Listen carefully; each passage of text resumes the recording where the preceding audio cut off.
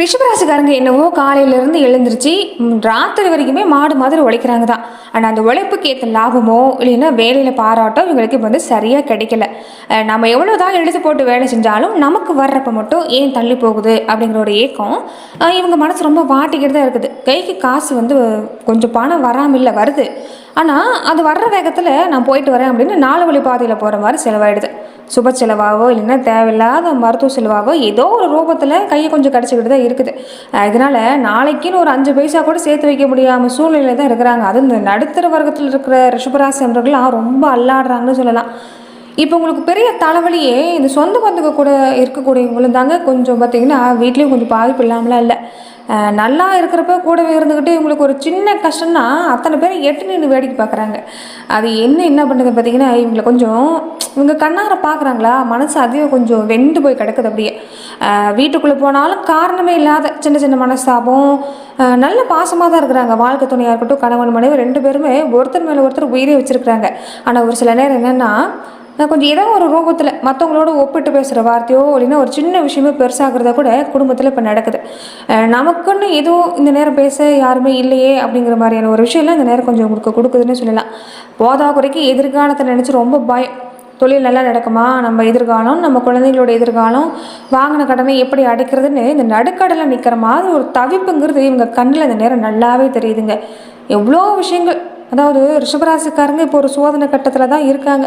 ஆனால் இவங்க கிட்ட இருக்கிற அந்த வைராக்கியமும் உழைப்பும் தான் இவங்க வந்து இன்னும் இப்படி தாங்கி பிடிச்சிட்டு இருக்குன்னு சொல்லலாம். இந்த கஷ்டம்லாம் தற்காலிகம் தான். கிரகங்கள் மாறுறப்ப வாழ்க்கை மாறும். அதே மாதிரி ஒரு சில விஷயத்தை மட்டும் ரிஷபராசி என்பது இந்த வாரம் நீங்கள் கவனம் கொடுத்துட்டு வந்தீங்கன்னா ரொம்ப அருமையான பலன் எல்லாமே இந்த நேரத்தில் காத்திருக்குது.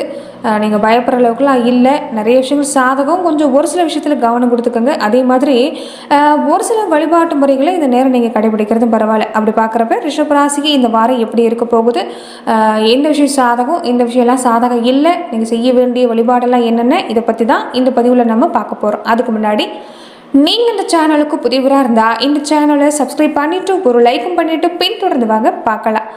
மேலுமே இந்த வீடியோ பதிவை எந்த மாவட்டத்திலேருந்து நீங்கள் பார்க்குறீங்க அப்படிங்கிறத மறக்காமல் சொல்லிட்டு போங்க. உங்கள் வாழ்க்கையில் பல்வேறு விதமான பிரச்சனைகளை நீங்கள் சந்திக்கக்கூடிய நபராக இருக்கிறீங்கன்னா, ஜோதிட ரீதியாக தீர்வு காணும் நீங்கள் விருப்பப்படுறீங்கன்னா டிஸ்கிரிப்ஷனில் தொலைபேசி எண் கொடுக்கப்பட்டிருக்கு. ஜோதிட ரீதியான சந்தேகமாக இருந்தாலும் சரி, உங்கள் வாழ்க்கையில் நீங்கள் சந்திக்கக்கூடிய எந்த விதமான பிரச்சனையாக இருந்தாலும் சரி, தாராளமாக தொலைபேசி மூலமாக தொடர்பு கொண்டு கூட உங்களோட பிரச்சனைகளுக்கு தீர்வு காணலாம். அதாவது ரிஷபராசிக்கு இந்த வாரம் காசு பணம்லாம் வருங்க. இந்த வாரத்தில் சொல்கிறத விட இந்த மாதமும் உங்களுக்கு நல்லா தான் இருக்குது. வராதுன்னு நினச்ச பணம் இல்லாமல் வரும். புதுசாக தொழில் செய்ய நினச்சா கூட நல்ல லாபம் இருக்குது. அப்பாவோடைய அண்ணனுடைய இந்த சொந்த பாந்த வழியில் மனசாக இருந்துச்சு பார்த்தீங்களா, அதெல்லாம் போகும். உறவுகள்லாம் பலப்படும். அதே மாதிரி அவங்க மூலமாகவும் ஒரு நல்ல வழிகாட்டுதல், இது செஞ்சால் சரி வரும் அப்படிங்கிற மாதிரி ஒரு நல்ல வழிகாட்டுதல் கிடைக்கிறதுக்கான வாய்ப்பெலாம் இருக்குது. சொத்து சம்பந்தமாக பார்த்தாலும் பரவாயில்ல. சகோதர வகையில் இந்த பங்காளி வகையில் கொஞ்சம் சண்டை சச்சரவாக இருந்துச்சு பார்த்தீங்களா, அதெல்லாம் கொஞ்சம் நீங்கும். இந்த நேரத்தில் நீங்கள் எதுவாக இருந்தாலும் பேசி முடிவெடுத்துக்கிட்டால் பரவாயில்ல. கோர்ட்டு கேஸு, பங்காளிகளுக்குள்ளே இருந்த இந்த நில சண்டை, இந்த சொத்து தகராறு, இதெல்லாம் பார்த்திங்கன்னா இந்த வாரம் ஒரு முடிவுக்கு வரதுக்கு வாய்ப்பு இருக்குது. கொஞ்சம் நிம்மதி கிடைக்குன்னு சொல்லலாம். கொஞ்சம் வேலையில் பார்த்திங்கன்னா கொஞ்சம் பாராட்டு கிடைக்கலைங்க. ரொம்ப வந்து மாடு உழைக்கிறேன், வீட்டில் தான் அப்படி இருக்குது, சொந்த பந்த வழியில் தான் அப்படி இருக்குது, வேலைக்கு வந்தானாலும் மனுஷங்களை வந்து நிம்மதியாக விடுறாங்களா, ஒரு பாராட்டு சின்னதாக இப்படி வந்து நான் உழைக்கிற ஒரு பாராட்டுறாங்களா, மற்றவங்க ஒரு திறமை இல்லாதவனை கூட பாராட்டுறாங்க, அடுத்த கட்டத்துக்கு கொண்டு போகிறாங்க. ஆனால் ரொம்ப வருஷமாக இருக்கிற, ரொம்ப நாளாக பாடுபடுறேன், ஒரு பாராட்டும் கிடைக்கல, சம்பளமும் சேர்த்து கொடுக்க மாட்டேங்கிறாங்க அப்படின்னு கொஞ்சம் மனசு ரீதியாக கொஞ்சம் பாதிப்பு சந்திச்சிங்களே, அவங்களுக்குலாம் இந்த வாரம் பரவாயில்ல. புதுசாக வேலை தேடினீங்கன்னா கூட இந்த நேரம் ரொம்ப அருமையாக தான் இருக்குது. அதே மாதிரி இந்த நேரம் என்னென்னா தொழில் தொடங்கணும்னு நினச்சா கூட தாராளமாக இறங்கலாம், நல்ல லாபம் கிடைக்கும். ரிஷபராசிக்கு சுக்கரன் தானே அதிபதி. அதனால் துணி கடை, மளிகை கடை, சாப்பாடு சம்மந்தப்பட்ட ஹோட்டல் பிஸ்னஸாக இருக்கட்டும், இந்த அழகு சாதன பொருளாக இருக்கட்டும், ஆன்லைன் வியாபாரம் செஞ்சிங்கன்னா கூட ரொம்ப அமோகமாக இருக்கிறதுக்கான வாய்ப்பெலாம் இருக்குது. கூட்டு வியாபாரம் செஞ்சிங்கன்னா கூட பார்ட்னர்கள் எல்லாம் இந்த நேரம் ஆரம்பத்தில் பேசி கணக்கு வழக்கு எழுத்துப்பூர்வமாக வச்சுக்கிட்டிங்கன்னா பரவாயில்ல. அதாவது ரிஷபராசி என்பவர்களே இது வந்து ஒரு பொதுவான பலன். நீங்கள் வந்து சுய ஜாதக ரீதியாக பரிசோதனை பண்ணி பார்க்கணும்னு நினச்சிங்கன்னா கூட தாராளமாக பண்ணி பார்த்துட்டு நீங்கள் தொடங்குங்க. ஆனால் பொதுவாக பார்த்தீங்கன்னா இந்த நேரம் அருமையாக இருக்குது. இந்த வாரம் வந்து புதுசாக தொழில் தொடங்குறதுக்கும், வியாபாரத்துக்கும், சொத்து வாங்குறதுக்கு, நிலம் வீடு கட்டுறது, இந்த மண்மனை சம்மந்தப்பட்ட விஷயம் எல்லாமே ரொம்ப அருமையாக இருக்குது. வண்டி வாகன யோகம் கூட அருமையாக இருக்குது. 2 வீலரோ காரோ வாங்கணும்னு நினச்சிங்கன்னா கூட ரொம்ப நல்லா ஆசைப்பட்டிருப்பீங்க. அதெல்லாம் பார்த்தீங்கன்னா இந்த வாரம் யோகம் கூடி வருதுன்னே சொல்லலாம். செகண்ட் ஹேண்ட் வண்டி வாங்குறத விட புது வண்டி வாங்கிக்கிறது ரொம்ப பரவாயில்லைங்க, ரொம்ப ஈஸியாகவும் இருக்கும், ரொம்ப பரவாயில்லன்னு சொல்லலாம். ஏன்னா செகண்ட் ஹேண்ட் வண்டி வாங்கி அதுக்கு செலவு பண்ணுறத விட புது வண்டியை வாங்கிக்கிறது பரவாயில்ல. அதே மாதிரி இந்த நேரம் எப்படி இருக்குன்னா, குழந்தை பாக்கியம், திருமண யோகம் இதெல்லாம் இந்த வாரத்தில் நல்லா இருக்கா அப்படின்னா, தடையாகிட்டே இருந்துச்சுல்ல அந்த திருமண பேச்சுவார்த்தை எல்லாமே இப்போ நல்லபடியாக முடியும். நல்ல இடத்துல இருந்து கூட வர்றதுக்கான வாய்ப்பெலாம் இருக்குது. காதலிக்கிறவங்களுக்கு, இந்த இளவயசுக்காரங்களுக்கு மனசை வந்து பறிகொடுத்து நிற்கிறீங்களே, அதுக்கெல்லாம் கல்யாண யோகம் ரொம்ப அருமையாக இருக்குது. வீட்டில் வந்து பேசி பார்க்கலாம், சம்மதம் கிடைக்கிறதுக்கான வாய்ப்பு இந்த நேரம் இருக்குதுன்னு சொல்லலாம். அதே மாதிரி கல்யாணமாகி பல வருஷமாக குழந்தை இல்லைன்னு ஏங்கினவங்களுக்கு கூட இந்த வாரம் வந்து நல்ல மருத்துவ ஆலோசனை கிடைக்கும், நல்ல செய்தி கிடைக்கிறதுக்கான வாய்ப்பெலாம் இருக்குது. உடம்புல பெருசாக எந்த குறையும் இல்லை, ஆனால் நேரத்துக்கு சாப்பிடாம அலைஞ்சு வேலை பார்க்குறதால இந்த நெஞ்செரிச்சல், இந்த அஜீர்ண கோளாறு இதெல்லாம் வரும். கொஞ்சம் காரமான சாப்பாட்டெல்லாம் விட்டுருங்க. உடம்பு வந்து நீரேற்றம் வச்சுருக்கு பாருங்கள். வீட்டில் பிள்ளைங்களுக்கு, வீட்டில் பெரியவங்களுக்கெல்லாம் பார்த்திங்கன்னா வெயில் சீதோஷ்ணம் மாற்றம் இருக்கிறதால சின்னதாக சளி காய்ச்சல்னு வந்து போகும். மற்றபடி பயப்படுற மாதிரி ஒன்றும் இல்லை, உடனே சரியாயிருன்னு சொல்லலாம். வீட்டில் பார்த்திங்கன்னா கொஞ்சம் சின்ன சின்ன மனஸ்தாபம் வருங்க, பெரிய சண்டை இல்லை, பேச்சை கட்டுப்பாட வச்சுக்கிட்டிங்கன்னா சண்டை இல்லைங்க, நல்லா தான் இருக்குது. குடும்பத்தில் பார்த்திங்கன்னா தொந்தரவு இல்லை, சொந்தக்காரங்க வழியில் கூட முன்னாடி மாதிரி மனக்கசப்பில் இந்த வாரம் இல்லை, பரவாயில்ல. ஒரு சில சொந்தம் உங்களை தேடி வருவாங்க, என்ன கொஞ்சம் காசு பணம் உதவி கேட்டு வரதுக்கான வாய்ப்பெலாம் இருக்குது.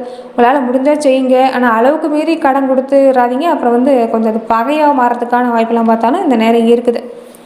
அதே மாதிரி ரிஷபராசிக்காரங்களுக்கு இந்த நேரம் வந்து கொஞ்சம் குடும்பத்தில் சொந்தத்தில் ஆதரவு இருந்தால் கூட ஒரு சில வார்த்தை வந்து கொஞ்சம் குத்தலாக பேசுகிற மாதிரி இருக்கும். அதனால் வார்த்தையில் நீங்களும் கவனமாக இருக்கணும். மற்றவங்க பேசினா கூட அதை பெருசுப்படுத்த வேண்டாம். அவங்க வேலையில் வந்து கவனம் கொடுக்க பாருங்கள். மனசு ஓயாமல் ஏதாவது யோசிச்சுட்டே இருக்குது, இது என்ன பண்ணுது, ராத்திரி சரியாக தூக்கம் வர்றதில்ல, காலையில் எழுந்திரிச்சாவே தலைபாரம், கண்ணெரிச்சல் அதிகமாக இருக்குது, தேவையில்லாத கவலை, மனநலத்தை ஒரு பக்கம், உடம்புல பித்தம் அதிகமாகுது, இந்த நெஞ்செரிச்சல், அல்சர் மாதிரியான பிரச்சனைலாம் கொஞ்சம் வந்துருங்க. அதனால் சரியாக தூங்க பாருங்கள். கைகள் மூட்டு வலி கொஞ்சம் நேரம் கொடுக்கும், உடம்புல ஒரே தெம்பிள் இல்லாத மாதிரி ஒரு சோர்வு இந்த நேரம் கொஞ்சம் கொடுக்கறதுக்கான வாய்ப்பாக இருக்குது. மற்றபடி பார்த்திங்கன்னா இந்த நேரம் உங்களுக்கு அருமை தான். எங்கே போனாலும் பதில் பேசாதீங்க, வீட்லேயோ வெளியிலையோ கொஞ்சம் வம்பெழுத்தா கூட அந்த இடத்த விட்டு கிளம்புறதான் பரவாயில்ல. நீங்கள் சொல்கிறதான் சரின்னு வார்த்தையில் முடிச்சுட்டு அந்த இடத்த விட்டு நகர்ந்துருங்க.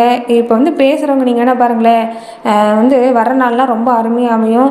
அவங்களுக்காக நீங்கள் வந்து புரிய வைக்கிறத விட நேரத்தை வீணாக்கிறத விட்டுட்டு உங்கள் தொழிலில், உங்கள் வேலையில், உங்கள் பண வரவை எப்படி பெருக்கணும்னு யோசிச்சிங்கன்னா அந்த நேரம் பரவாயில்ல. ஏன்னா நாம் வந்து நல்ல நிலைக்கு வந்துட்டாலே வேலைக்கு போனவங்க தன்னால் வந்துடுவாங்க. அதனால் மனசு ரொம்ப பாரமாக இருந்தால் நீங்கள் என்ன செய்யணுன்னா, தொடர்ந்து வர நாள்லாம் பார்த்தீங்கன்னா பெண் தெய்வ வழிபாடு இந்த நேரம் செஞ்சுக்கோங்க. அதே மாதிரி இந்த செவ்வாய்க்கிழமை, வெள்ளிக்கிழமை ராகு கால நேரத்தில், செவ்வாய் மதியம்னா 3 மணிலேருந்து 4:30 மணிக்குள்ளே, வெள்ளிக்கிழமை காலையில் இந்த 10:30லேருந்து 12க்குள்ளே பக்கத்தில் இருக்கிற அம்மன் கோவிலுக்கு போங்க. எலுமிச்சை பழத்தை 2ஆக நறுக்கி சாறை எடுத்துகிட்டு அதை அப்படியே திருப்பி நெய் ஊற்றி விளக்கேற்றுங்க. அதே மாதிரி கொஞ்சம் மனக்குழப்பம் இருக்குதுல்ல, மனசில் நிம்மதி இல்லாமல் இருக்குதுன்னா நமச்சிவாய மந்திரத்தை அடிக்கடி சொல்லுங்கள். சனிக்கிழமை சாயங்காலம் காலபைரவர் சன்னதியிலோ இல்லைன்னா சனீஸ்வரர் சன்னதியிலோ நல்லெண்ணெய் தீபம் போடுங்க.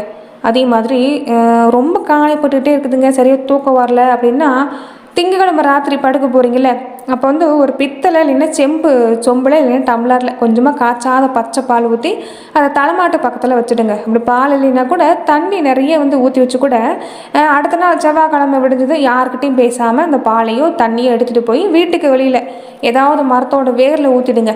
மனசில் இருக்கிற அத்தனை திஷ்டியும் இந்த எதிர்மறை ஆற்றலும் போகிறதுக்கான வாய்ப்புன்னு பார்த்திங்கன்னா இந்த நேரம் பார்த்திங்கன்னா உங்களுக்கு இருக்குது. ஏன்னா ரிஷபராசிக்காரங்க வந்து அதிகமாக பார்த்திங்கன்னா விதியை அவங்க வந்து நம்புறதில்லை. அதாவது முடிஞ்சால் பார்த்துக்கலாம், அது வரைக்கும் நம்ம உழைப்பு போடும் அப்படின்னு உழைப்பால் தான் நீங்கள் முன்னுக்கு வரக்கூடியவங்க. அதனால் இப்போ இருக்கிற இந்த மனப்போராட்டம், இந்த சோம்பேறித்தனத்தெல்லாம் கொஞ்சம் விட்டுட்டிங்கனாவே வர நாள் அருமையாக இருக்குது.